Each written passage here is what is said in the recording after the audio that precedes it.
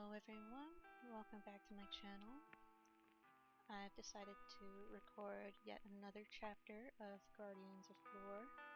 This will be chapter 7. So, let's get straight into it. Chapter 7, Dragon Breath. How dare you, said the dragon in a booming voice. His scales were bright yellow and shiny, almost glistening. His wings expanded and blocked out the rest of the auditorium. He took a step forward and I felt the stage shake beneath us. He was more terrifying than any dragon I had ever seen in drawings. His head alone was larger than my whole body. Reem breathed a heavy breath, and then let out a puff of steam that blew over me and Delay. Soy was still tucked down behind the hut, but I knew he felt it too. Go! Yelled Delilah as she jumped between my legs to lead the way. The three of us sprinted toward the exit door.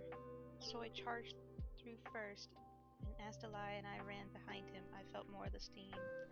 This time it was much hotter. I slammed the door shut behind us, and we ran as fast as we could to the tree line. We kept running until the school was out of sight. We stumbled over logs and under branches. Soy and I both fell at least twice, but Delay seemed to weave through the trees perfectly with every jump. When we were deep in the woods, Delay finally told us that it was okay to walk for a minute.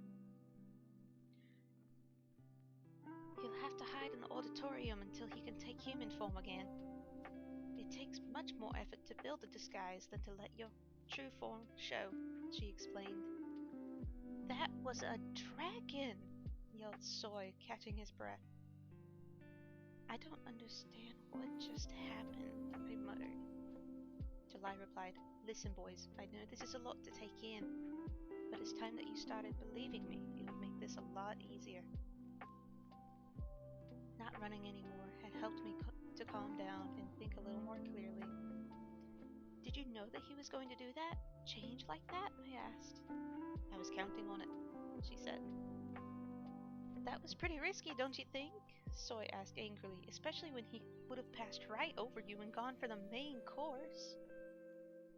We found the worn dirt path that led to my neighborhood. It was quiet in the woods, except for a few birds chirping overhead and a strange whistle. What happened when you flicked that switch? Delay asked me.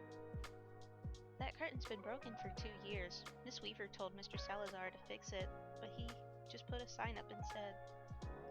She doesn't mind, because without a curtain falling, she can bow as many times as she wants whenever the play is over. Miss Weaver finally did something right then, said Delay. I stopped in my tracks. How is it that you know Miss Weaver? I asked. And what did Reem mean back there when he asked you if you found him? So I stopped walking too, Delay replied. Okay, I'll explain, but keep walking. We still need to get to your house, and it's another 5 minutes away. I almost asked how she knew that, but decided not to bother. She continued, I've been watching Stagwood for a long time. My job was to find the hero before Reem did. What do you mean, the hero? I asked. About 12 years ago, a hero was born here in Stagwood, she answered. I was born in Stagwood 12 years ago, said Soy. Yes, I know, Delay responded. I could feel her looking at me as she spoke, but I got real interested in the colorful leaves at my feet instead. Do you know who the hero is? I stared harder at the fallen leaves. We know that it's a boy, she said. Well, duh, interrupted Soy with a proud smile. Aren't most heroes? Actually, no. About 51% of heroes are female and 5% are non-binary. The males just seem to brag about it a lot more. Delay explained with a smaller but louder smile. Yeah, well, Soy sometimes started a sentence without knowing how to end it. Go on, he said. As I mentioned, we know that he was born here in Stagwood, and we also know that it was in the summer, she answered.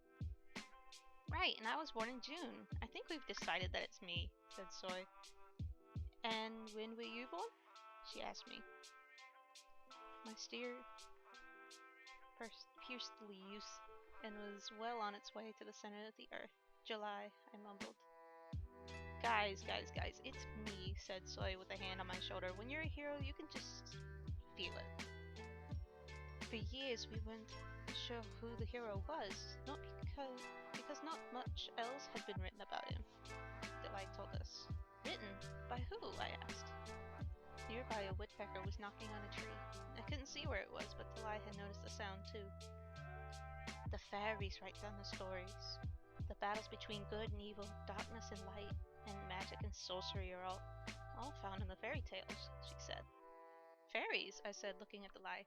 Of course, she said. That's why they're called fairy tales. Fairies' tales. Who did you think wrote them? People, answered Soy. Delight responded, people can't write the way that fairies do. Fairies are able to be places without being seen, and to know what is happening as it happens. They are the first and true storytellers. Wait, are you saying those stories are real? I thought out loud. Yes, said Delight. As I was trying to tell you before, the creatures you've read about are real, and so are their adventurers. And the hero of this story has the most important adventure of all ahead of them. So, what is it that the hero has to do? I should probably know before I get started with my heroicalisms. Soy boasted. Heroics, I corrected. And this adventure sounds kind of dangerous. Delight's eyes became serious behind her glasses. Yes, he must face the gravest of foes. Soy had lost his smile. He lowered his eyes, choosing rocks to stare at instead of leaves. Foe? Like an evil gnome? Afraid not. More like a dragon, she replied. Soy and I looked at each other. You mean Reem? He's part of the fairy tale? I asked. Delight nodded. Perhaps he wasn't always meant to be, but he is now. She looked at the trees above us. Guys, I've thought a lot about it, and I don't think I'm the hero, said Soy definitively. Delight smiled.